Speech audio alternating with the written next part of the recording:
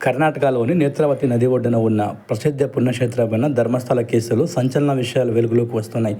ధర్మస్థలంలో పారిశుద్ధ్య కార్మికుడిగా పనిచేసిన ఓ వ్యక్తి పోలీసులకు ఫిర్యాదు చేసిన విషయం తెలిసిందే. ఎందరో అమ్మాయిలను తానే ఖననం చేసినట్లు తెలిపాడు. దీంతో సిట్ దర్యాప్తు చేపట్టింది. ధర్మస్థలం అటవీ ప్రాంతంలో శ్మశాన వాటికలోని పాయింట్ నెంబర్ 1 దగ్గర తవ్వకాలు జరపగా పుర్రెలు, ఎముకలు కనిపించాయి.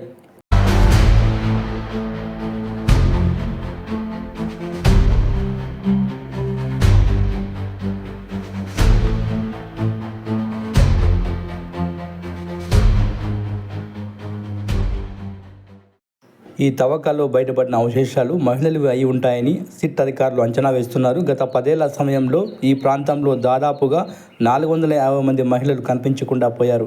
అయితే వీటిపై ఎలాంటి కేసు నమోదు, దర్యాప్తు కూడా జరగలేదు. సంఘటనా స్థలంలో ఉన్న ఫోరెన్సిక్ బృందం తదుపరి పరీక్షల కోసం అవశేషాలను భద్రపరిచింది. మరికొన్ని ఆధారాలను గుర్తించడంలో సహాయపడడానికి డాగ్ స్క్వాడ్ను ఆ ప్రాంతానికి రప్పించారు. అస్థిపంజర అవశేషాలు చాలా కుళ్ళిపోయిన స్థితిలో ఉన్నాయని సాక్ష్యాలను సేకరించే ప్రయత్నాలు సిట్ అధికారులు చేస్తున్నారు.